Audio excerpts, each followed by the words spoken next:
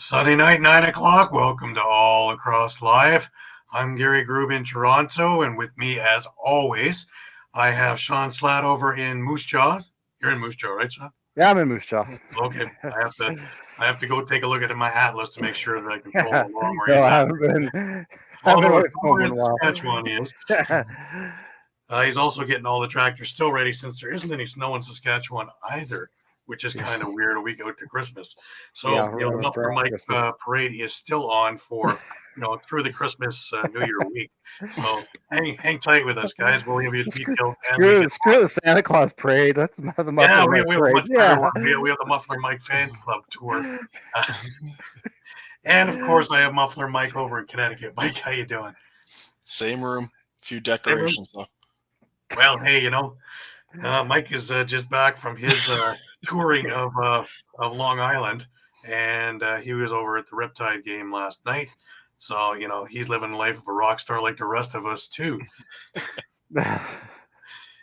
I believe Eduardo is with us, sitting in Jacksonville, comfortably in the sunshine.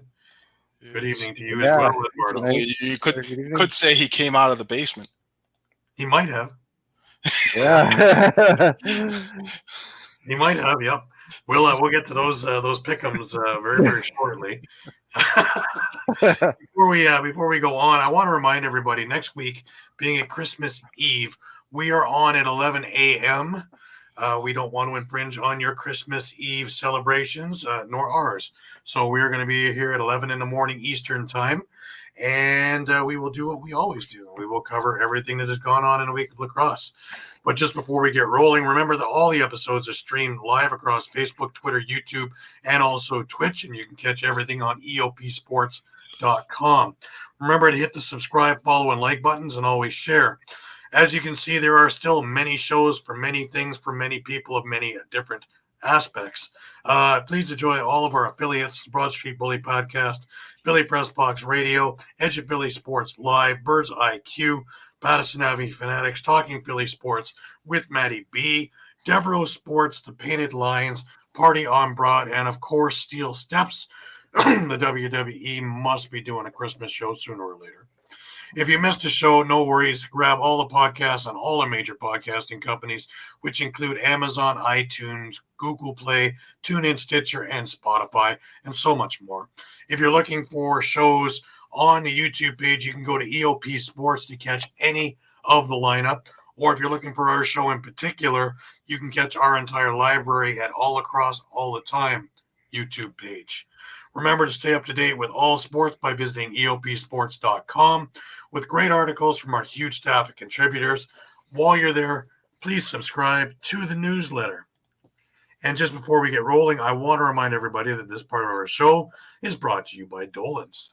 All right, guys, when you're staying local and you want to watch a great game or just hang out with some great people, make sure to go to Dolan's Bar at 24 East Sellers Avenue at Ridley Park. Right off of I-95, south of Philadelphia Airport, Dolan's Bar is the place to be. Great music, great times, memorabilia giveaways, great drinks, and even better food. You never know when a former Philly sports icon walks through the door. You got to go to Dolan's, 24 East Sellers Ave at Ridley Park. Tell PJ that EOP sent you. Go to dolansbar.com or follow them on Twitter, Facebook, Instagram, or even TikTok. We'll see you there for the game. Absolutely. Eduardo, he's corrected us on the sunshine. They had a mini hurricane. So, it's an easy way to get rid of leaves from your lawn. Easy way to maneuver some of that pesky patio furniture as well. It tends to just pick up and leave. So we hope you're okay, Eduardo. We hope everybody's safe in your neighborhood. Hurricane is a hurricane, man. We don't have that here. We just have snowstorms and rain and lots of rain here, man. We have the odd tornado out our way, so. I thought an arc passed me on the 401 highway today, but that's okay. Yeah, that hurricane's headed my way, so. Well, good luck. Hunker down in that basement. Yep. Yep. And we got to say hello to Brian Cole. Thank you for joining us again, as always. We appreciate your patronage. Now, there's a few things that happened this week. One thing that we neglected to mention last week, and I don't want to ignore it because it was a pretty big deal, was the very first retirement, jersey retirement in San Diego history. And Brody Merrill had his jersey retired. Of course, we know he retired from active lacrosse, both PLL and NLL over the last year or so. So we wish Brody the best, and that will be hanging from the rafters there for all to see. Mike, your buddy there, Curtis Conley, he picked up his job as a secondary school teacher teaching geography over at Everest Academy. The beautiful thing is that's where he went. So now he has gone from student to teacher. That's pretty cool. Yeah. Not a bad gig. That's a pretty good gig, yeah. Congratulations. That works just the same as the guys working at the Hill. Same idea, sports school with academics. And you see how many guys who have been strewn about leagues from the Hill and from Everest, as well as a number of the ones that are popping up in the States now as well. Really great stuff. And academically, they don't lose a thing, man. These guys are primed, ready, and a lot of them are getting scholarships to Ivy League colleges. So, kudos, and, a great gig for Curtis. Really happy for him. We had a few milestones this week. Seems we're in the 100-point club this week. First off, we had John LaFontaine. He joined the 100 career point club. Ethan Walker, and we'll get into his beautiful day against Philadelphia with 100 career points. And Brett Metzke made it up to 100 career points. Congratulations to the three of them. Now, a few injury things that came out this week. One we knew about, that was, of course, Philadelphia, and they finally publicized Holden Catoni upper body 3 to 4 weeks, and Blaze Reardon upper body 4 to 6. But if it's what I think it is, it's going to be a little longer than 6 weeks, I think, to make sure that is healed. But, we'll see how that all plays out. The Riptide put across a sheet with their injuries. Callum Jones is now cleared. Zach Deacon is now cleared, and Curtis Conley is now cleared. But Kevin Orleman and Mackenzie Mitchell are still on the IR with upper body injuries, which leads us into our next, which is the transactions. They have released Max Wayne, released Matt Bennett, released Jack Kelly, activated Callum Jones, activated Zach Deacon to the practice roster with Curtis Conley and Caleb Martin. Interesting with that. Any insight, Mike? Jones and Deacon both did play on Saturday night, so both of them made their NLL debuts. So Jones obviously was their top pick right this past draft, and Deacon was their top pick last year's draft. So, so I'll get to more on them. Sure. When we do the recap. Yep. Of course. Now, in Buffalo, they had their banner raising since it was their first home game of the year in front of 18,000 people. I have a small clip of that going up to the rafters. Pretty moving thing. And then I want to show a few things about the rings that they had gotten, because every little piece of that ring has meaning and momentum. So first off, the banner raising.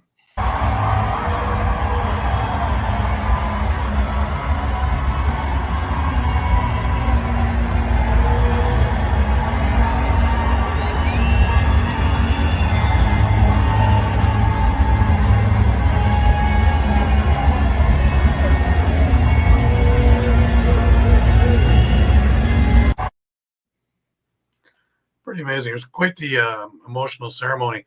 You can tell that it's a long time in coming. It was 15 years between championships. So, yeah. Now, let's get to the rings that they were given. Pretty cool stuff. First of all, the front of it. 54 white diamonds on the outside rings, 26 players and 28 staff. 5 white diamonds in the cup for each of the playoff wins. 14 orange stones for the number of 22-23 regular season wins. 26 black stones in the middle circle for the number of Bandits goals scored in the finals. 99 total stones on the face for Rax's jersey number. Love that. Everybody gets involved. On the side, they had the Tucker Out Lymphoma logo, honoring the life and legacy of Tucker Williams. and the player name and number, of course. And on the other side, championship logo and the score of game 3. And that's not it, folks. Inside, lyrics to Hey Baby by DJ Otzi, Teams 22-23 Locker Room Win Song. And underneath, they had the underside of 18,296, which was the number of fans in attendance for Game 3. And by the looks of things yesterday, the number of fans in attendance to watch that banner race. Pretty amazing, eh? Yeah, Put all that meaning into that ring. So lot those of detail. Oh yes, those guys will cherish every minute and every moment of that ring, more so than just here's your championship ring with some diamonds in your logo. Yeah. So I think that's very, very classy, very, very tasteful way it is, and the ring is about Yeah. Yeah. It even makes Dane Smith's hands look small.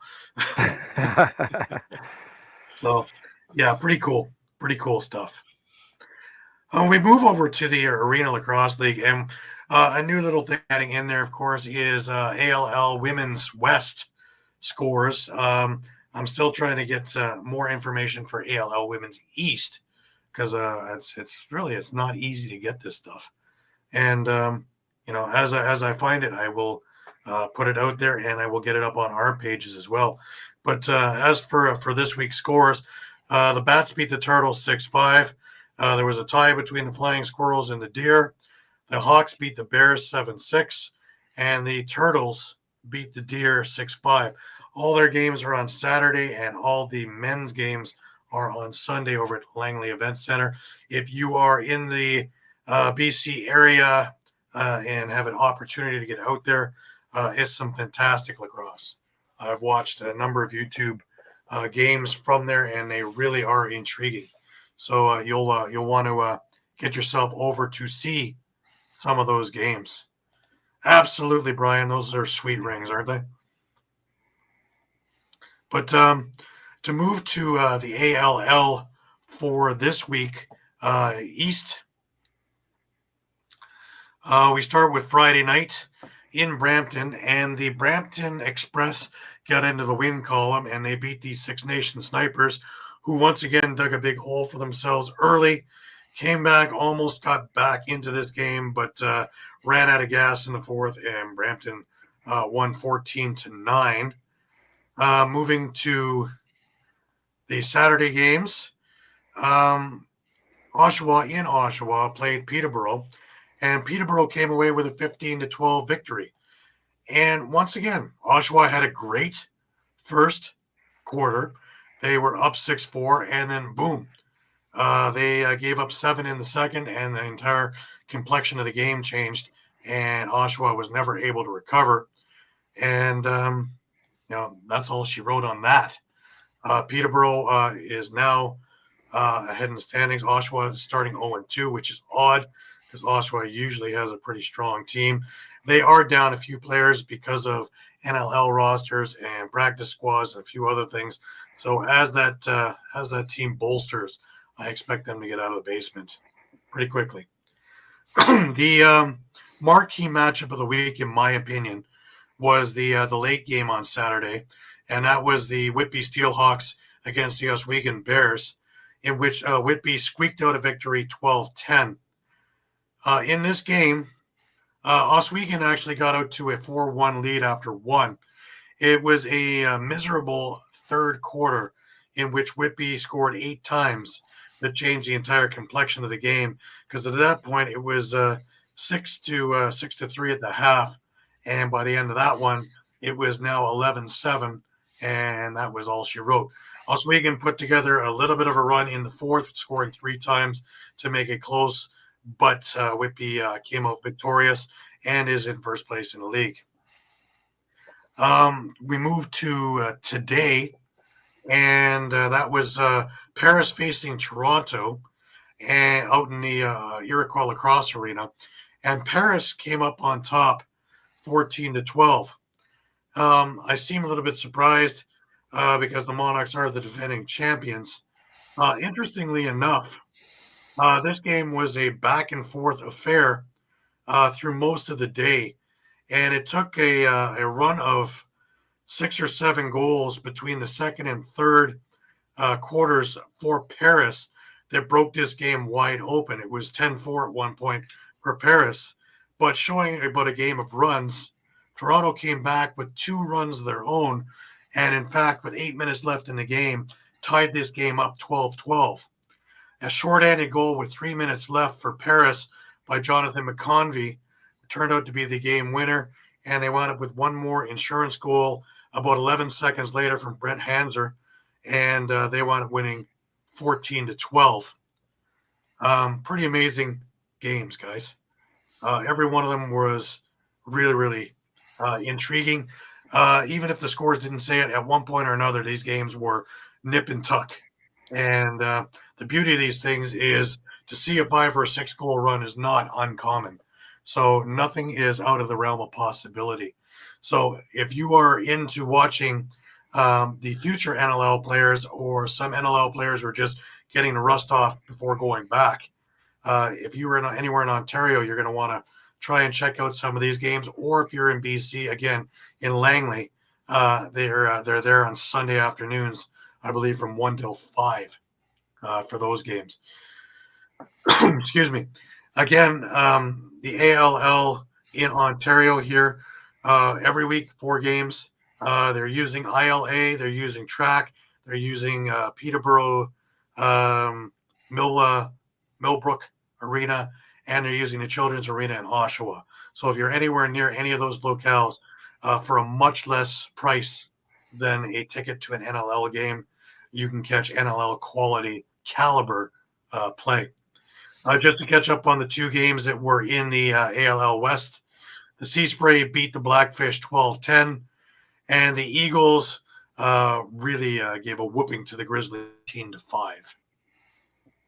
But yeah, if you have a chance, guys, this is definitely what you want to do. And Paul St. John has got a great organization going there, and top rank, top notch, quality coaching and players. And you're going to want to take a look at that. I will be at a couple of these games coming up in the next few weeks. I was hoping to get out to Brampton on Friday, but of course, it is caroling season, guys. So just crop up and pop up, and up until Turkey Day on next Monday, everything's up in the air. So, but again, remember, we're 11 a.m. next Sunday. I'm not going to interfere with any of your Christmas Eve festivities. If you're in the Canadian area, any of the city TV channels on Christmas Eve and Christmas night, a concert that I did 2 weeks ago, we taped, will be on at the City Carol Sing. Donations for the food banks in whichever city that you happen to be in. So it's a well worthwhile cause. It's a great show, and you'll really enjoy it, I think. Get you right in the Christmas spirits. Pick'ems, guys. Pick'ems.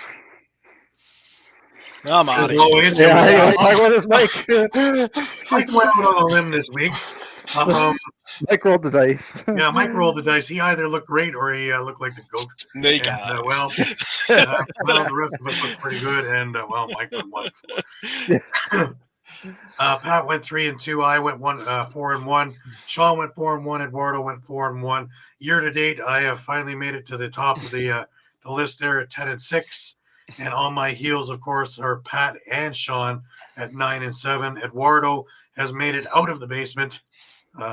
Welcome to fresh air, Eduardo. 7-9. Go chase some of that patio furniture around, please. Littering the roads. And there's Mike at 6-10. Mike has vowed that he will be, by New Year, at the 500 mark or better. Well, it'll have to be by New Year because we only got 3 games. Next week there's only 3 games. So I can't do it by Christmas. Hey, we got Ryan McMichael here. Welcome, Ryan. Ryan. Ryan is one of the assistant coaches on the Oshawa Outlaws. So welcome to the show again, Ryan, as always. You should give us a few things about how the game went, because looking at the score, it looked like a really close game. If you have an opportunity. Anyways, moving forward, we had the NLL guys, and Here are this week's scores. Saskatchewan walloped Las Vegas 17-5. Albany is 3-0, y'all. 15-10 over Philadelphia, who, of course, has got a good chunk of their players in sick bay. The Riptide fell to Halifax 14-6. Buffalo, with a 5-goal run, and we'll get into that in a little bit, beat San Diego 12-9. And Vancouver did what I expected them to do in week 1. They did it in week 3 instead, and they beat Georgia 15-7. Well, Shawn, why don't we start off with Saskatchewan? 10 points for Keenan. That's pretty awesome. Yeah. Church and Mann score 4 each in the win. Mann's is doing amazing, man. Like, he's had, 2 hat-tricks in a 4-goal game. 4-goal game, yep. So Yeah, this at, trade between Toronto and Saskatchewan is paying off, it looks like. Yeah, because don't forget that draft pick is Levi Anderson. Wow. Who's going to be a force to reckon with when he comes in. So, yeah, that worked out pretty good. But yes, Dave, I imagine you're having trouble holding up your drink today. Buffalo kind of beat the you-know-what out of the Dallas Cowboys today. It was kind of ugly. This after celebrating beating on Philadelphia last week, wasn't it? Mm-hmm. Buffalo needs a little help, though, still to get into the playoffs because they had a couple of weeks where they kind of coughed up a fur ball. But if they get in, they seem to be running on all cylinders. So all bets are off in the AFC right now. Don't have to worry about New England, though. I think they're 3-11. Ooh. Yeah, Bill Belichick will be parking cars next year, I think. Yep. I don't think he'll be back at the helm. Whether it's by choice or by force, I don't know. But, that's out of my pay grade. Anyways, let's get on to the Saskatchewan game, Shawn. Back to the Rush game. Yeah, maybe I think Church had a hat trick before the anthem was done in this game. Yeah, because Church had the hat trick in the first quarter, and it was 5-1 after the first, and really just kind of snowballed from there. Vegas did find some momentum in the third. The 3-goal run from Zach Greer, Sean Wesley, and Dylan Watson. But really, they got most of their offense from Casey Jackson, but that was about it. As you mentioned, Keenan had 10 points, which is a career high for him, tied a team record with 9 assists. Patrick Dodds had a career high 7 assists. So that's really paying off, too, with that coming in. And, of course, as we talked about Zach Mann's 5 points again. Church was 7 points. When Greniak had a couple of goals, Nathan Kozankinov had a hat trick. Another interesting stat, Rush have 7 shorthanded goals in 3 games. Wow. Yeah. That's a hell of a stat. Yeah. Like, they got a hell of a transition game. I was starting to think that if you're the other team, you might want to be like football and decline the penalty. Yeah, almost, right? Yeah. You're just better off just going 5-on-5. We'll stay even. Thank you. That's pretty amazing. That's pretty amazing. My only question to you is what happened in that 5 minutes in the third quarter when Vegas scored 3 goals? This could have been a record-setting night. It could have been 17-2 or something, you know? Yeah, again, I think it's a little bit of what kind of happened against Rochester, where the Rush kind of got themselves in a little bit of penalty trouble against a young team to kind of find their way. Because that was my biggest fear, was especially with the young team. Now you're up big. Now you have to learn to play with the lead, right? Right. On that lead. Luckily, they were up enough to kind of weather the storm. That's the thing. When it's a 10-9 game, that's a killer. When it's a 17-2 game, whatever. Yeah. I mean, a couple other talking points. Vegas won face-offs 21-26. You'd have 5 goals. Yeah, we're starting to find more and more that if you have a good defensive strategy and a good cause turnover rate, it's not that imperative anymore to have that FOGO. No. Now that everybody's got one, now it's not that imperative. Yeah. I mean, to be fair, too, everybody had to have one. We talked about Chiliano's play. I mean, he stopped 38 of 43 shots, too. So, I mean, he did what they needed him to do to win that game.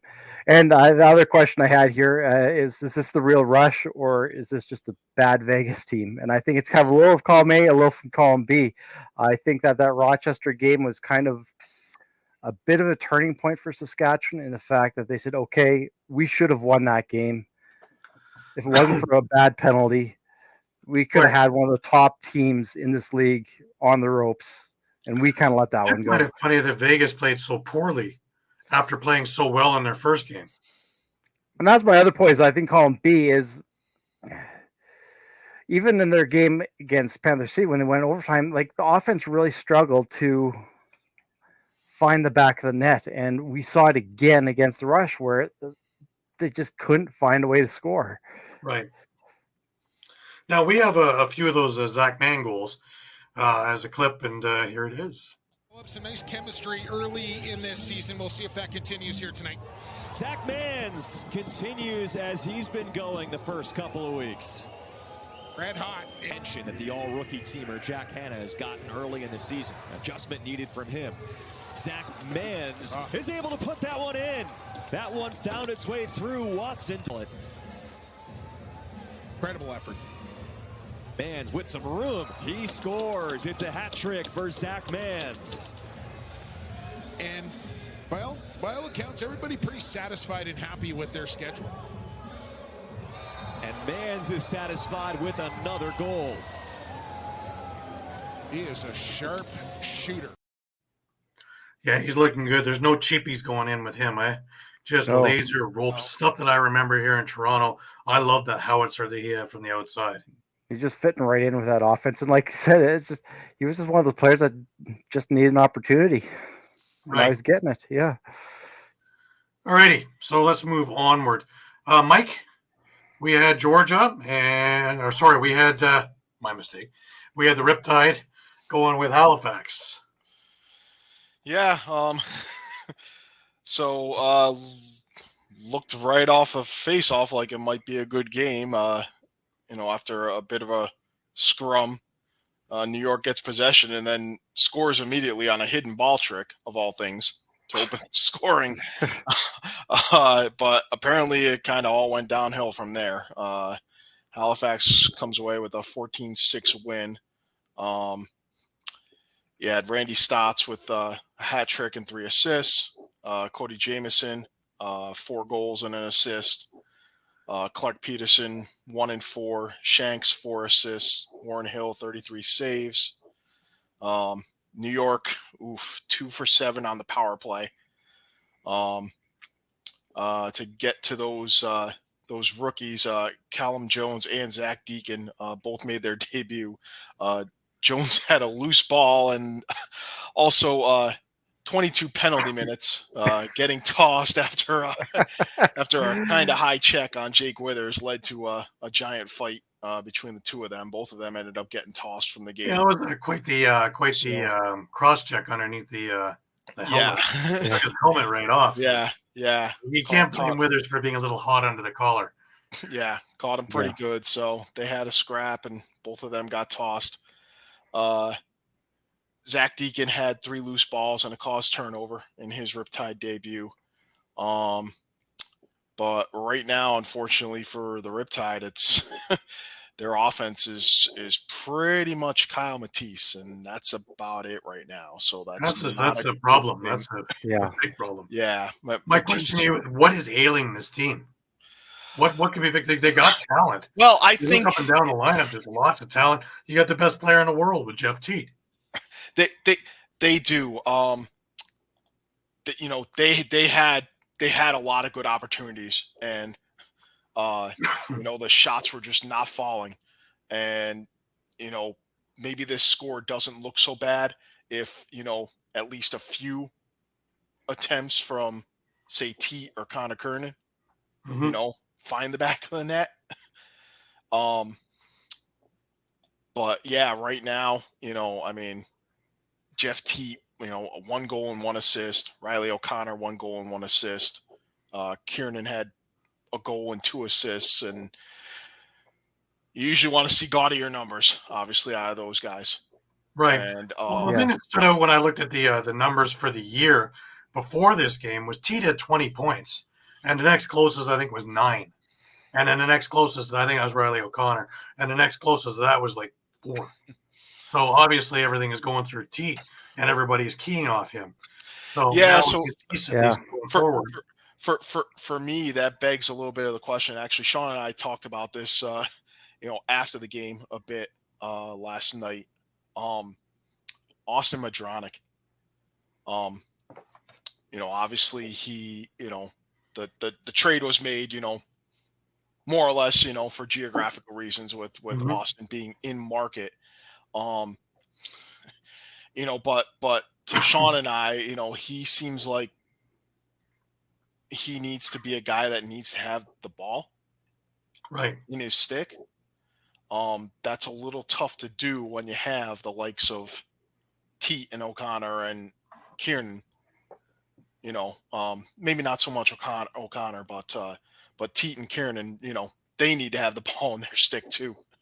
So I don't know what the answer is right now, but it certainly looks and seems like Madronic is not fitting in with the offense right now. And I mean, I know we're only 2 games in too, so take that with a grain of salt.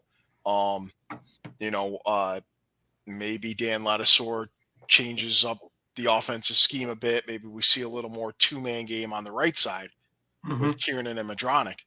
And, you have Kyle Matisse over there too. He had a hat trick last night. So maybe doing a little more 2-man game on that side might kind of kickstart Madronic and help him fit in this offense a little better. Because, I have some concerns just about how he's fitting in there right now. It's not a matter of that him not being able to do stuff off ball, because he was doing plenty off ball last night. Right. Yeah, I was going to say, I was going to agree with you, Mike, because I know that first year that we had Madronic, he had got off to a real hot start when he was shooting the ball and scoring and not being that playmaker. Right. So that's why I felt like he's a guy who needs the ball in his stick, taking shots, taking chances. And if that's not the case, then there's only one ball to go around, right? Well, I have a clip of Cody Jamison's goals in the game. Some of them are very pretty, but stick to you like glue mentality on defense. Look at that outlet again from Hill. He's so stealthy at that. It's good work from Shanks. The opposite end, and Halifax scores yet again. It's Cody Jamison running out the O-door. The captain delivers. 3 goals, 5 assists as well. Grennan and Kurtz with also big games. And the same, of course, from Jamison. And speaking of a dagger at the end, with 1.4 to go, Jamison. And there is a minute remaining on that penalty, that 5-minute penalty to Callum Jones. So this lethal Halifax Thunderbirds strike again. Yep, Cody Jamison with the hat trick. Them up, and they've done a really nice job of making sure that Riley O'Connor and company is not able to come flying over and set those picks as Jammer puts another one home. Jamison adds another. so there is that. So kind of a sign of how the game went. The overall feel in the arena, Mike, what was it? I thought it was okay. The crowd, it was a decent sized crowd. But I think maybe the air got deflated a bit, kind of after that first goal. Halifax came back with a couple of runs, and we're seemingly firmly in control. Right. Even after the fight and everything in the first half. Sure. So obviously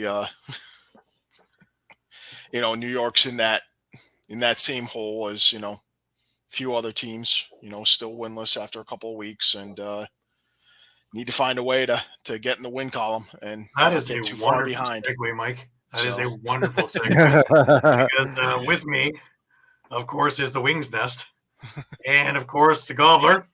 Pat Bernard is with us. Pat, how are you, buddy? Gentlemen. What's going on, gentlemen? Gary, Mike, Shawn, what's going on, gentlemen? It's another day of talking lax, man. It's a great day when you can talk lax. Yeah. Hey, do we have that Magnum PI clip ready yet?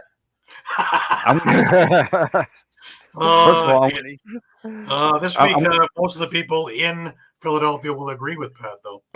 Yes. We're going to need Aslax over, not lax, Axlax.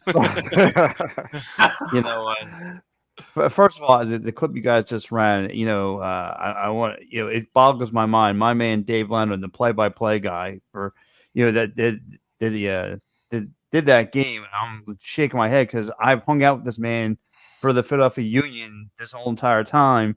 Didn't know my man was a play-by-play guy for the New York Riptide. So I gotta give Dave Lennon some props. I'm like, he knows his stuff. I was really shocked. Yeah. No. He he does an excellent job, and he's got a great color guy. I really like Mitch Belisle, 2017 champ with the Georgia Swarm. Yes. Yeah, I think. Welcome, Nick. Welcome to the show, man. I think the two of them do a phenomenal job. So. Pat, somebody's agreeing with you. Long season with this D. Yeah. It's a little bit deflating when you're a home opener and before you sit down and get comfortable with your popcorn, you're down 3-0. Yeah, it's so to break this game down when you really look at it, and you really have to people. And I got to hang out with Adam Levi, who covers the Firewood and Firewolves, and me and him just really looking at the X's and O's. You got to remember, this is a Firewolves team that stole a W right from underneath the Buffalo Bandits' nose. That they are playing with house money. They have nothing to lose, and when you have nothing to lose in the NLL, you have everything to gain, and that's what happened here with those guys. Those guys are playing with house money. They don't care. They're supposed to be bad. Okay, if they lose, so what? But they're coming here now with a reputation. They're going to just rip your chest out, rip your heart out right from your chest.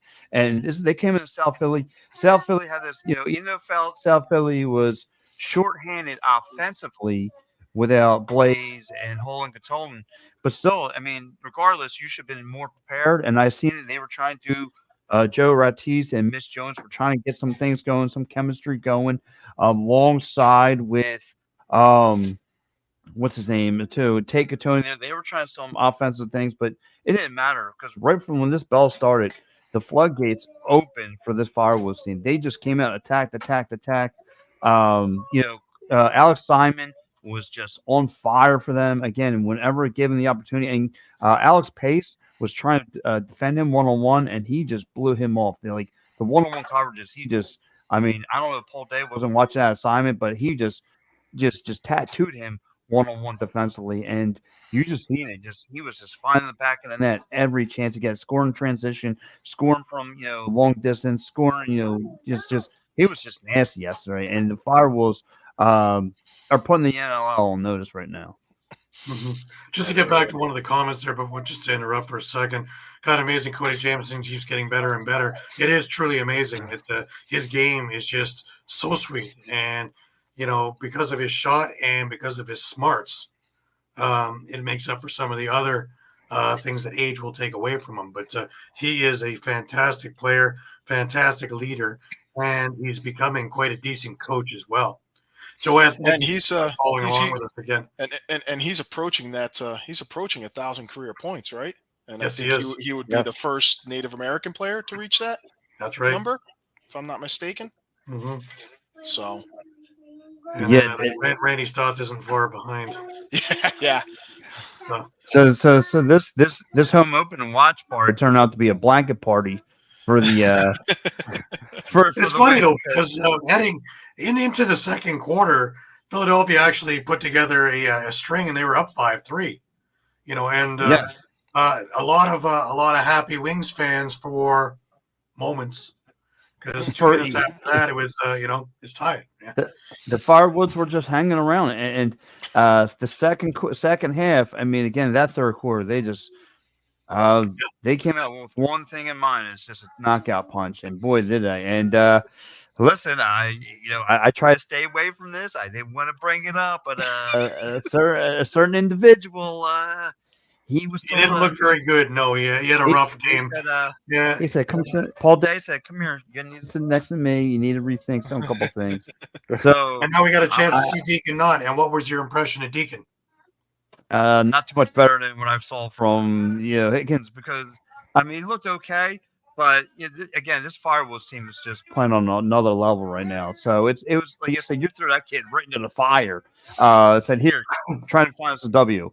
And again, the Wings were trying to find you getting some things going in garbage time, but by then the damage was already done.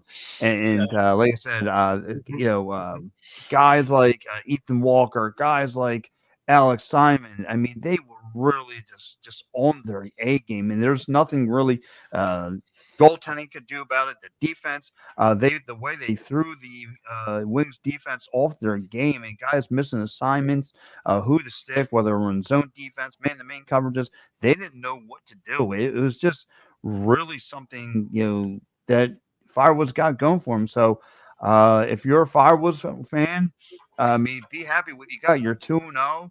You took care of the 3-0. Wow, so you took care of the heavyweight champions. You came to South Philly, which is not an easy place, and you demolished them. So, I mean, I was looking at Deacon Knott's numbers, man. He played just over a quarter. He gave up 3, made 11 saves. Not bad for, debut. Basically. Yeah. I mean, that's basically his first NLL action, right? It is. Yeah. It is, with the exception of a little bit in preseason. He saw no games last year, so. Yeah, but I want to go back real quick to a point Pat made, and really it's been I think it's a huge reason why Albany's 3-0 and on top of the league right now, is their ability to bounce back and not allow. They've done a great job of not allowing any of their opposing teams to get lengthy runs on them. We saw it. We definitely saw it in the Buffalo game where, sure, they were up to, I think, 10-6 at the half or something, but, we kind of expected Buffalo was going to come charging out of the gate in the second half. And I think that whole game they allowed two goal runs, and that was it. And I don't believe Buffalo had a 3-goal run in that game. Right. So every time Buffalo threatened, Albany responded. The difference with Albany last year and this year is they're healthy this year. Last year, they had a gazillion injuries. I don't think they had the same lineup 2 weeks in a row from anywhere. So that was a huge difference. This year, Clark said it in off season when he was on the other show when I was interviewing him. It is, when you have this kind of cohesion and you have, the camaraderie of the team and you're able to build, look out, they have the talent. And when you lost Nardella, of all things too, that was huge. And then it just steamrolled from there. You would have thought that maybe McCardle and a few other things that didn't happen. But no, they just keep rolling along. Yeah, and so the one that the listener said, is there news on Reese? I'm not sure what he's exactly asking. Is there any? No, Terrence looked okay. It's just again, he looked like he went down early in the second half, but then he came right back onto the floor. So he looked fine to me. It's just hopefully for their sake he's okay, because they can't afford the last thing they need. Especially there's another guy, there's another star player out. And I will say what you might, in that third quarter, the Firewolves only gave up one goal. Again, like I said, that fourth quarter, who cared? You and I could have put up 7 goals and it wouldn't matter by then. It didn't matter. Those guys, that team is that. Like I said, that team's for real. Again, like I said, if you're an Albany fan, the Albany Firewolves fan, you have something to look towards to. And like I said, they are quickly putting this MLL on notice and letting everyone know they're peppering who's coming to play. Too. Peppering them. 55 shots in the game. Yep. They're peppering them. 22 of 29 faceoffs. The only, again, Mike, that number, that 1 for 5 on the power play. That's the only bit of kryptonite. They just can't do it. That'll be something they'll need to solve. But I mean, hey, every team's got a problem they need to solve. For the Wings, it's the same problem they've had. The last 2 seasons, which is coming out of halftime. Why do they always seem to fall flat coming out of halftime? They need to find a way to get fired up and really do like they did in the opening game against New York. They came out in the beginning of the second half and kind of held control of that game. Otherwise they'd be 0-3 right now. Right. Well, Right. And- lucky for you, Pat, I've got a couple of clips, which is Ethan Walker goals. But, they're not. should I put the bag over my head over now, or Well, they might in make an emphatic thing to your point. Anyways, some of those Yes. goals were. We're hoping it'll be good to go. Here's Walker with a fake moving in. He puts it home. Ethan Walker gets the scoring started. Broken stick on the floor belonging to a Wings defender. Here's a shot. They score! Walker able to run off some pressure, and he beats Higgins from distance at the moment. No, they cannot. Simmons goes right side. A shot. They score! And that's another one for Ethan Walker, who's had a tremendous afternoon. Yeah, let's not, well, I was going to say let's not forget too, with seeing these clips of Ethan Walker. Let's not forget that they got him in that Andrew Q trade, and a lot of people were scratching their heads. First of all, just not understanding why Albany was blowing things up 2 years ago. After after Benesh walked and after Resviteritz declined the franchise tag and signed with Philly.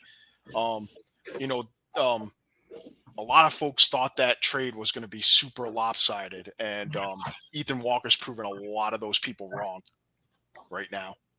So, yeah. Well, no, I'm to Nicholas there, Nicholas Wings. No, yeah, he did go down in the first half, but then, like I said, he got himself back on the floor. And look, I get it. The Wings really got something going for him. The Firewolves, went to the penalty box twice on back-to-back, and Mitch Jones and Joe Terrence got things going, kind of got the momentum going. But Mike, like you said, and it's just last season, this season, it's the same answer. They come out. I don't know if they're having a buffet during the intermission. I don't know what's going on. I don't know if they're but it's not game ready. They are not game ready. And again, you come out of that second half, and it's just like everything goes into a snowball effect. One gets by Higgins. 14 will go by Higgins in blink of your eye. And the defense in front of him is just, I don't know. And so Paul Day has really may have to ask himself, I might need to get somebody who's a defensive good coach, like some kind of specialist on how to do it. Because, again, I see guys on miss assignments. I'm missing guys. Who's supposed to be sticking who? Again, you go back to that clip you guys just showed. Watch every time Alex Pace is trying to defend Ethan Walker. Ethan Walker was just too much for him. Just blow him off the coverages. Also, Paul Day made a specific thing, excuse me, about the transition game and how much quicker they were going to become. I look at the numbers here, and Scott Dominey had 1 assist. That's it. Really about it, guys. Yeah. Nothing from I think we've talked about it before about Philly getting being bigger on defensive and having kind of that bruiser. And again, when you look at those clips with Walker, and he's just kind of pushing guys over and just kind of having his way with them. Do they need to bring in a bigger body?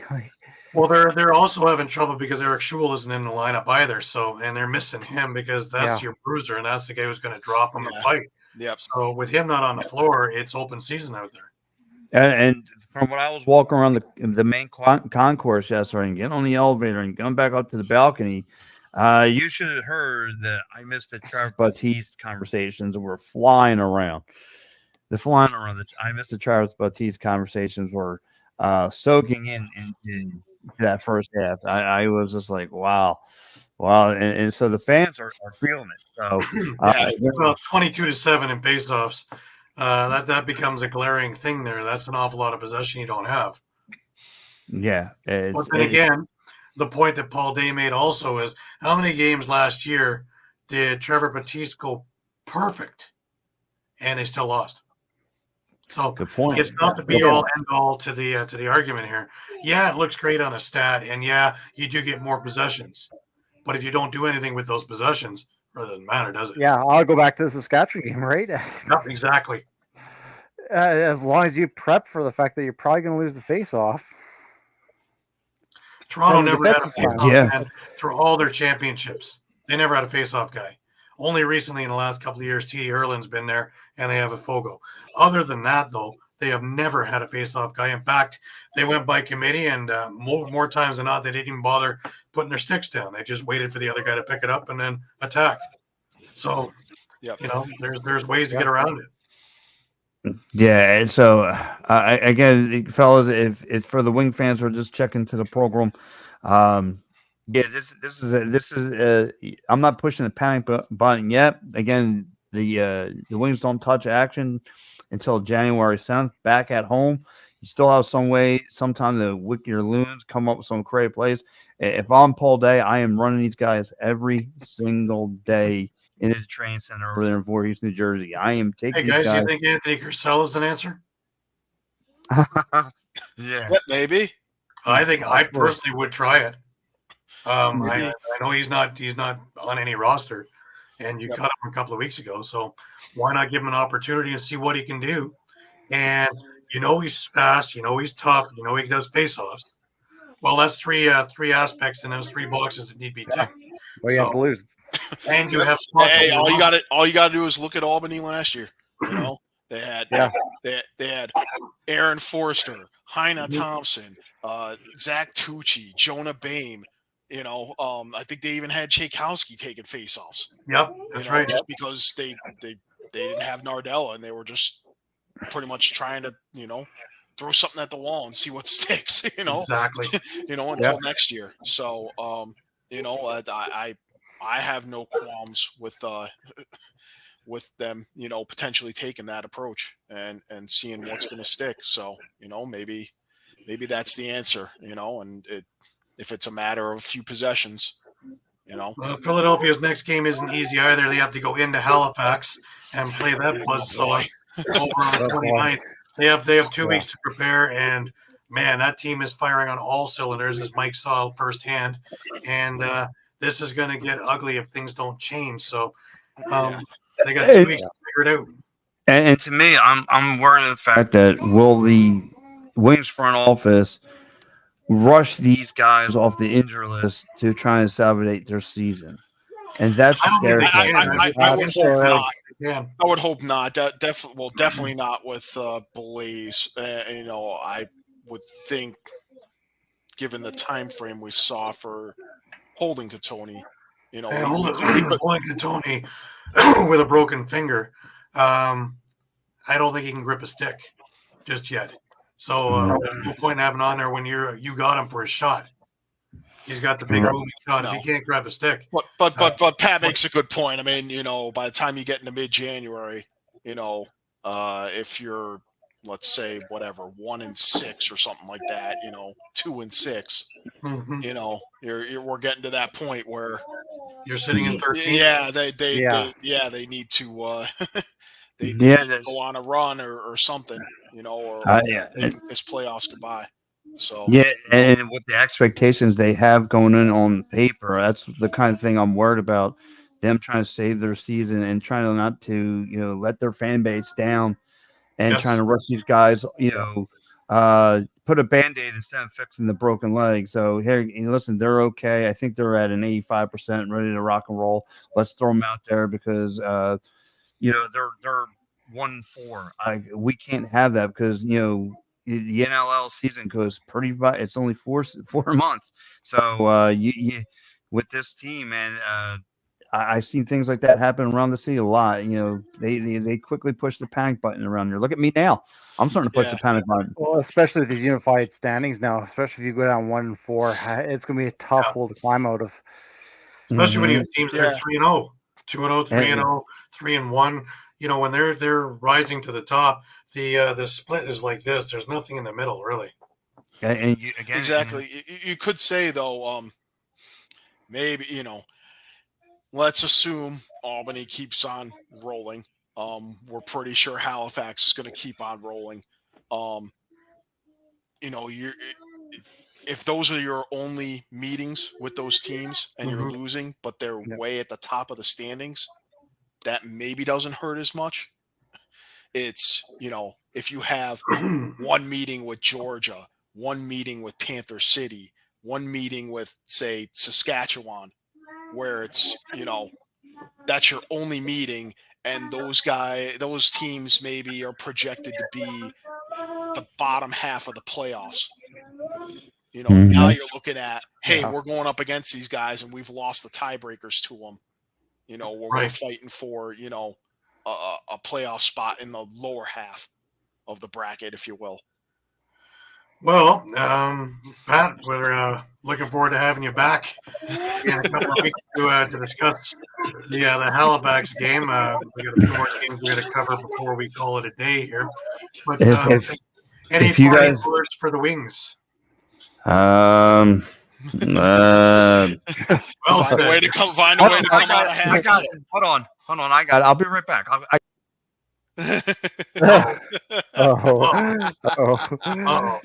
This one's gonna hurt, I think. And maybe he has that Magnum PI clip ready to Very go. possible. Yeah. Very possible. Anyways, we're gonna move on to the Buffalo San Diego game, which is interesting because Pat's back. Pat's back. No. There he is. Oh, jeez.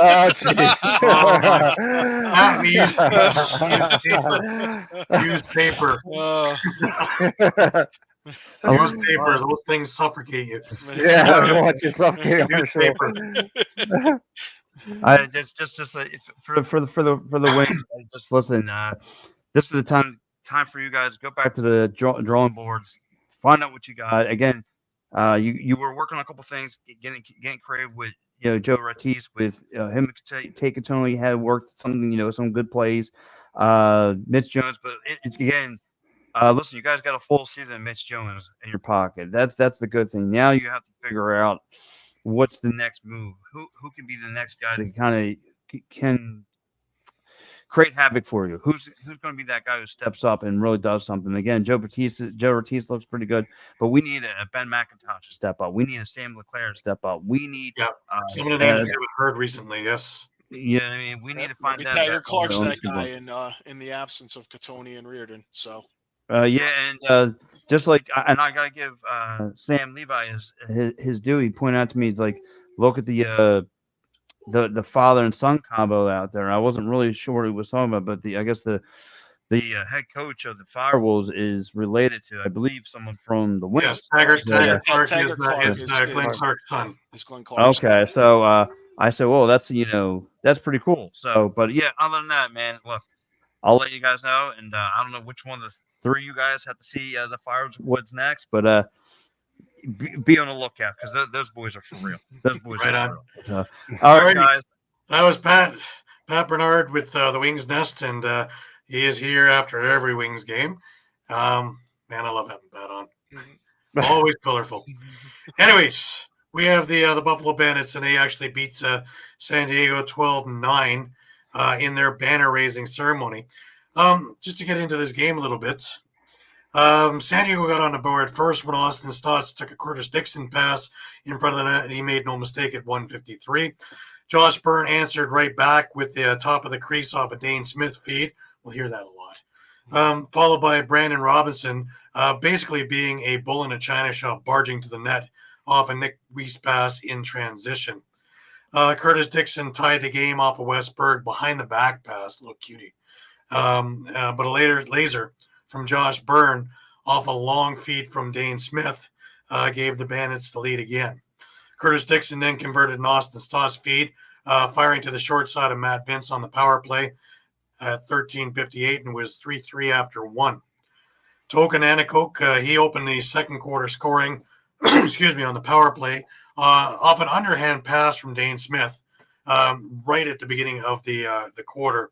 But a quick power play goal from Westberg tied the game once again. Jake Govett, he fired a rope just inside the restraining line off a Curtis Dixon pass, gave the Seals their first lead of the game since it was 1-0.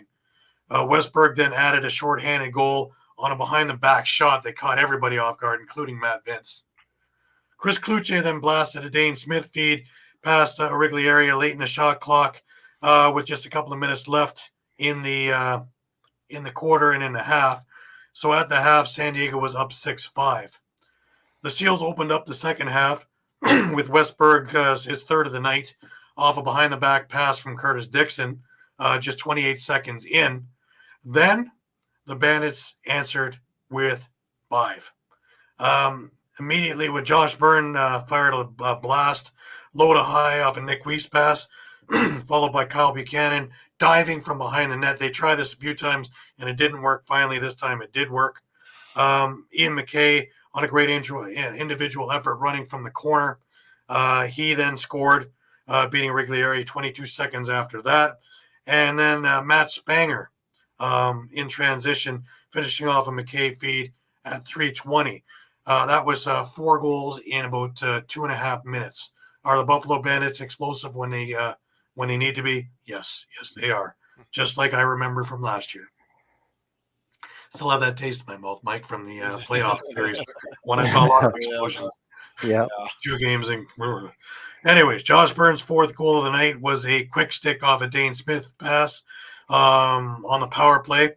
But Dane Dolby fired a blast from the side of the net off the power play, off an Austin Stotts behind the back pass. A lot of those behind the back passes, guys. After 3 quarters, it was Buffalo 10, San Diego 8. Still quite the game, and away we went. In the 4th quarter, after about half a quarter of opportunities that just were going back and forth, left and right, with both goalies standing on their heads, but not literally, because that would be weird. Little Georgia for you, Al. Yeah. Josh Byrne then got back on the board. Seals thought they had it back when Kyle Jackson dove, scoring on Vince, but on a coach's challenge, it was deemed to be a foot barely in the crease, but still in the crease. And that was the end of that. San Diego did get on the board when Austin Stotts fired a howitzer at Matt Vince. Vince made the original save, but the momentum of the ball just dribbled over the line. But the Bandits came back with Chase Fraser using a swim move to get some space and fire the ball in at 12:44. And that would be your final. Buffalo wins 12-9. Shots on goal were tied at 46 apiece. The face-off battle, we get into that again. Trevor Baptiste was just dominant. San Diego won that battle 22-3. And the loose ball battle went to San Diego as well, 72-54. So all these numbers that are in favor of San Diego, which should say San Diego should be up. No. We have the Matt Vince factor as well. The Seals went 3 for 5 on the power play and scored a shorthanded goal. Buffalo went 4 for 6 on the power play. Well, guys, Buffalo knows how to celebrate a banner-raising ceremony, eh? Yeah, no kidding. We have a few clips of goals from that game. Excuse me. Here's San Diego's zone is Josh Byrne, heavily covered, but recovers, scores! Oh, did Buffalo need that one badly, and the crowd back up on their feet here at KeyBank Center. He's got Kluche with him. Doing a little bit of a pick and roll while Dane Smith goes behind the net to Buchanan. He scores! San Diego Seals. Yes, sir. Before the draft even happened, he was a free agent. There's another goal scored by Buffalo. The Swiss Army knife, Ian McKay. Rebound ball picked up by Ian McKay. Lead pass along the way. There's a shot, score, Buffalo! The Super 4 on the power play. Dane Smith with it inside the San Diego zone. Beautiful play and a score by Buffalo. Tick, tack, stub my toe. And that was the 5-goal run that got us all with Buffalo taking over this game. Chris Palme was at the game, as he told us. Second half, they shut down the Seals. Big thing was they stayed out of the box. Was it busy there? Yes. Told you. Yeah. Almost as many as watched the final. Big thing there, and it's true, is they're missing Max Adler. That's their one chink in the armor. Yeah, Steve's an old friend of mine, Chris. So, yeah, he's a great guy. Absolutely fantastic. He was a great beat reporter before he joined with the Bandits and is doing the color analyst thing for their radio and for their CW23 broadcast as well. They have plenty of depth. They only lost 2 players in the offseason. So it's going to be a really strong Bandits team as long as they stay healthy, because they are getting long in the tooth in some respects. But, as for the crowd, fantastic crowd. Yeah, a lot of the CFL guys travel into, because as one season ends, the next begins. So it's a continual cycle. As soon as the NLL ends, boom, we're already into CFL season. As soon as the CFL Grey Cup, boom, we're into the NLL season. So it works out terrific. Yeah, it does. Vince was solid in net, but that works part of what we're saying here with healthy is key. Yeah. They will go as he goes. If he stays healthy and he stays motivated, it's going to be a big season for Buffalo again, and they can talk repeat. If he's not going to be, 100% through the year, if something happens, then all bets are off, because, again, it's huge. Or if he looks like he did against Albany. Yeah, well, that's it too. Yeah. He's going to have those off nights, right? Yeah, no one's going underfield. Let's be honest here. Shanahan's had a couple of really, really great summers. He's looked good in relief of Vince when Vince is not having a great evening. But I don't know if he's ready for the day in, day out gruel just yet. But he's got a great teacher, Matt Vince. So I think that you're not going to have any better. So my theory is if Buffalo is getting far up in the standings, you might want to put him in a couple of games. Yeah, Mike. Bandits don't match up well with Albany. That's going to be a problem because Albany is here, and it looks like they're coming. We talked about that, Chris. We talked about Vince being a coach when he retires. I have a feeling he's already doing a lot of the goaltending coaching there. He's got Orlam in there as well as the one kid with a name of about 42 letters off the draft. So there's a bunch of them that he can train. Halifax is on the championship or bust mode. When I talked with Mike Kersey on the other show, that was it. Same thing with Austin Shanks when I had him on the other show. Again, that was their mantra. That was their complete thoughts. They thought they should have been there a couple of times already, and they ran into strange games in Toronto, and then Toronto ran into buzzsaws in Buffalo. So it's each one seems to have the other's number, and it seems to be last man standing. Now we don't have that, because remember, the final last year of Buffalo versus Colorado, the way the standings would have been if we had this thing without divisions, that would have been a first-round game. So that would have been an entire different shakeup of the playoff system. I think it is. Guys? Oh, 100%. Yeah, I think it's so much better than the Yeah. system they had. The system they had was terrible, and this crossover thing was stupid. So absolutely, you're getting to play each team at least once, and that's why I was alluding to. And every team you get to see as a fan, you get to see every player in the league every 2 years. And So every game's those going to years- matter. Every game's going to matter, right? Like pretty much every game's a No, tiebreak. games next week are going to Yeah. matter. Teams that are 0-2, 0-3, they can't go down 0-4. There's just no way. No, I don't think an NHL playoffs. No, even the NHL didn't have this kind of NHL playoff setup until just recent. Simply put, if you look at the NHL of the 70s and early 80s, is where we are right now with the NLL. And this is the system that works out very well. It's about time that they took this divisional thing out. And, take a look at some of the early Toronto-Rochester for the Cup. These would have never happened in these formats. We are going to do that format, 1 versus 8, 2 versus 7, and work its way down. But I don't think there's reseeding. So it stays that way to the next round. No, they're not going to expand playoffs. Playoffs already are going into June. They're not going to expand it. They're already losing to the PLL. They need to find a way to cut down some of the season, unless they're full-time. So, anyways, we have one more game to cover, and That was another strange one, eh, guys? With Vancouver and Georgia. I don't know which one you want to take it.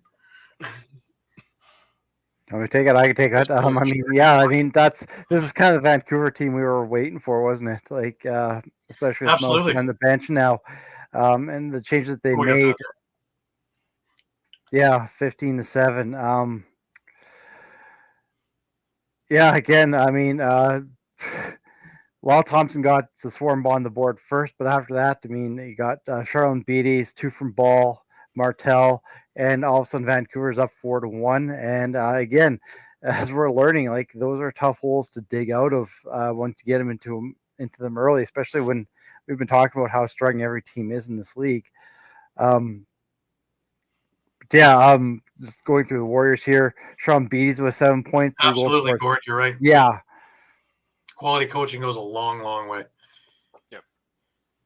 Yeah, 100%. I mean, like we've been talking about, like guys like Shawn Beatties, like who is kind of on that cusp and needs to take that next step, and especially someone with most behind the bench now. This game he had 3 goals, 4 assists. Kevin Crowley, I mean, that's the guy they've been kind of waiting for, their big acquisition in the offseason. Also 3 goals, 4 assists. 3 goals and 4 assists from Keegan Ball. Again, Keegan Ball and Shawn Beatties, guys who have been on this roster for a while now, just needed to take that next step. Ryan Martel, like a huge night, 4 goals, 5 assists. They're getting the production that they need out of those guys. Where the Swarm, you're kind of wondering what happened there. Relatively quiet night for a guy like Lyle Thompson with 2 goals and 2 assists. I put a lot to the defense of Vancouver, and now you're starting to see, the coaching and guys buying into the program. Molosky cut a lot of guys who he didn't think was going to buy into his program, and picked up a lot of guys and signed a lot of guys who he knew and who he coached in previous events, whether it was in junior or whether it was in Calgary or whatever, to buy into the program. So it just took a little time to gel. Just before we go a little further in this, I just want to remind everybody that this part of our show is brought to you by Sherry's Ticket Town. All right, guys, it's time to talk about Sherry's Tickets. Sherry'sTickets.com is easy to use and has no hidden fees. The price you see is the price you pay. Pay less and play more with Sherry'sTickets.com. Save even more by using the exclusive promo code EOP10. That's EOP10. Do not pay hidden fees and save 10%. Why use any other ticket reseller and get those hard-to-come-by tickets to the big game? If you need a more personal touch, give them a call at 610-494-5050. That's 610-494-5050. Sherry'sTickets.com also has great theater and concert tickets that are hard to get your hands on. Remember, do not overpay and save with the best at Sherry'sTickets.com. Save 10% using the promo code EOP10. That's EOP10. You'll thank us later. Sherry'sTickets.com. Absolutely. So getting back to your point, Shawn, and the Vancouver defense. Yeah, I mean, like you said, it's just coming together, and I feel like kind of Vancouver's in the kind of the same situation as Saskatchewan now. Is this the real Vancouver that we're waiting to see, or did Georgia just have an off night? It makes it seem interesting for when this league actually goes, 5-6 weeks into the season. Here we are week 3, but 5, 6, maybe 7 weeks into the season, and things more sort themselves out. 5-2, 2-5, 3-4, and see where these teams all line up and see who needs to do work. Then I think this is going to be the most active trade deadline that we've seen in years. 100%. I think it comes down to that unified standings with no divisions. You're going to jockey for position. You have to jockey for position. It's a win now type of situation. But even if you're a seller, are you trading to somebody anymore that's going to kill you if you're on the cusp? Because it's not, you trade to the West if you're in the East and vice versa. Well, that's gone. So now it's a whole different set of strategies. Are you playing for a draft pick or and we know how good all the teams are. We know how good all these teams are. Like last place could still technically be in the race for 8th. So maybe to counter you, maybe you might not see much movement just because you kind of want to don't want to help anyone else in getting you that last playoff spot. Absolutely. I have clips of some of the Warriors goals, and there are some beauties in there, man. And I say Ryan Martell had a career night last night. Crowley one-on-one with Cole. Backhand flip. Ball. Dive. Score! Vancouver having success at one point. Martell scores! What is going on here with this Vancouver offense? Cheeky from Martell. In your defense. Aaron Bold knew what he needed to shape up, and he's done it here tonight. Charlem Beatties again. Another assist from Martell. On the offensive side, everyone's getting their touches tonight. Stout D. This is week 2. Crowley! Hat trick for the Big Cat. Off ball. Haven't heard that yet, eh? Crowley with the hat trick. Yep. I'd say Martell's name kept popping up in there. Pretty amazing. Pretty amazing. And I don't think Dobson had his best night either. So, there's a number of factors that went in with this. Yeah. One team having a night of their lives, the other team having a night to forget. And, we saw that a couple of times over this week and this stretch. Just before we get into next week's games, just a reminder, everybody, that this part is brought to you by Philly Sports Trips.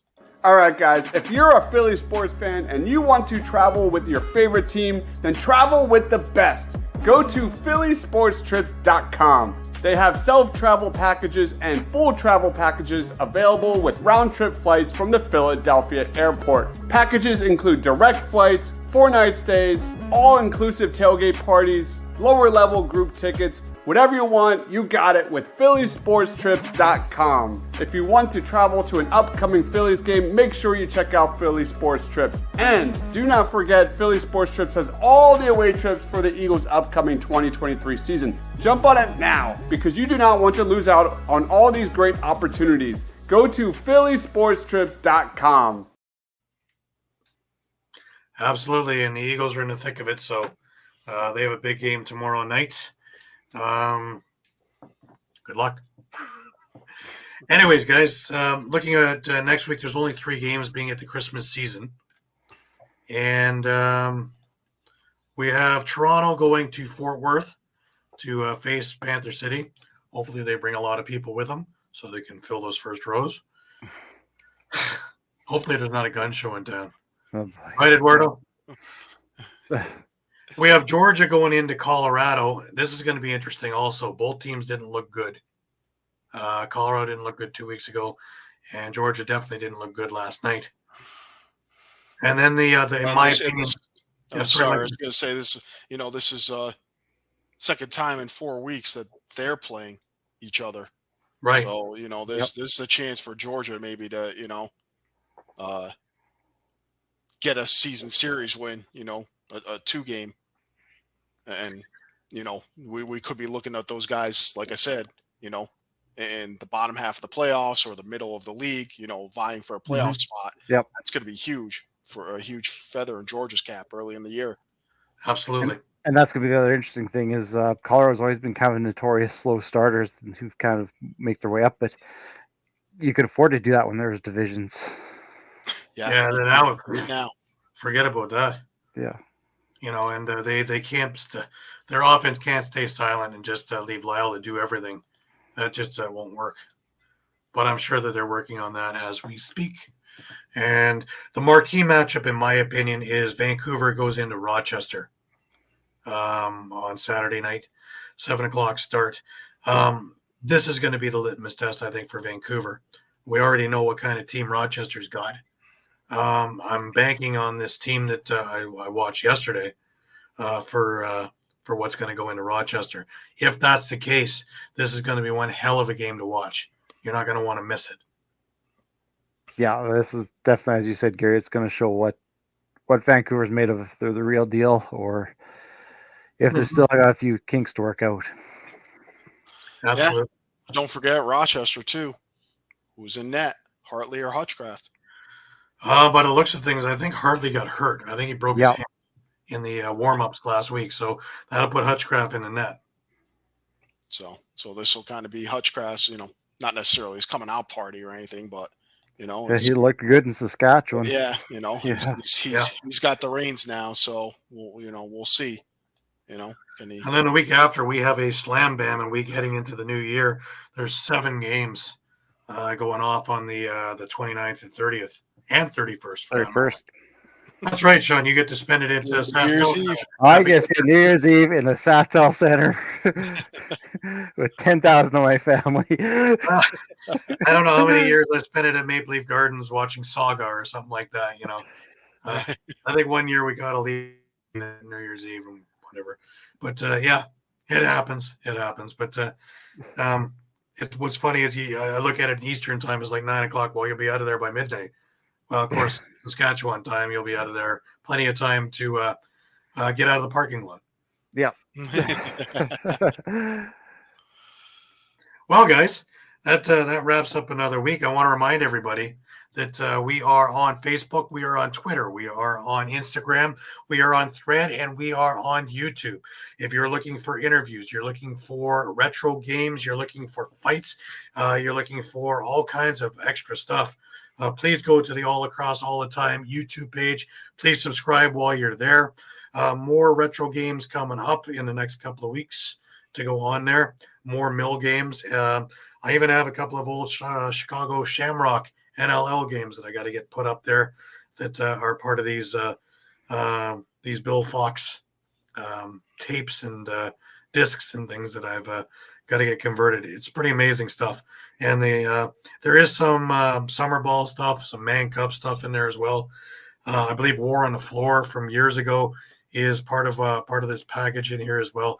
So stick with us. There's going to be a lot of really great stuff in the next few months going onto the YouTube page, as well as press conferences and anything else that we need to get up there that it's at your disposal. Use it as your library. All of our retro, all of our shows, our entire library of All Lacrosse All the Time shows are there as well. So if there's anything that you needed to reference or wanted to go back to or had a favorite, by all means, please check it out anytime you'd like. And again, while you're there, please subscribe. Please go to eopsports.com/lacrosse to catch all of our articles. If you're looking for any of the day-to-day stuff, Instagram and Facebook, go there 3, 4, 5 times a day, as the news is always changing. And between the three of us and with Eduardo and Pat, we have our fingers all on the pulse of the situation, and we will have everything up to date as quickly as we can for you. Any last words, Mike, before we go to Sumi Dog?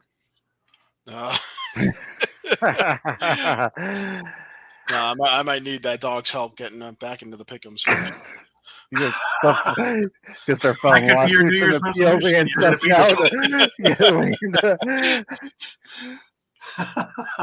That's Sean, all. any last words? Other than, No. you got to get your seat ready for New Year's Eve? Yep. The original 16 to hoist it. Get ready to go. Yeah, that's right. The crystal ball drops on the center floor. That'll be pretty amazing. It'll be a lot of fun. I want to remind everybody that the show now has been brought to you by David R. Cherry and Associates. All right, guys, let's talk about Cherry Law Firm. If you get hurt at work in a motor vehicle accident, personal injury, or affected by criminal law, you got to call David R. Cherry of the Cherry Firm. Call 610-565-0300 or go to cherryinjurylaw.com. Let David R. Cherry fight for your rights. Again, that number is 610-565-0300. That's 610-565-0300 or go to cherryinjurylaw.com. Let David R. Cherry fight for your right. Now, Gord Brown has made a few comments in here. He is a ref and a referee in chief in some of the Ontario lacrosse stuff. He's also my coach with the roadies. So, of course, we got this and get my stick in my hands. I'll tell you what, Gord, I'm down 35 pounds, baby. I'm trying to catch up to my son. So running after him, that's my goal, is that I'm able to keep somewhere up in the same realm as him. He's a gazelle, whole leg. Amazing. Our MVP last year. So anyways, that's about it for this week, guys. Another successful week. Another really great week for lacrosse. Always great to talk lacrosse. And remember, just to keep in touch with everything that's going on, we will have everything up for you as quickly as we can. So for Muffler Mike in Connecticut and Shawn Slaght over in Moose Jaw, Saskatchewan, I am Gary Groob in Toronto, reminding everybody to keep their stick in their hands and stay safe. And we will see you Christmas Eve at 11 a.m. next week for our special start time. And until then, have a great week, and we'll see you then.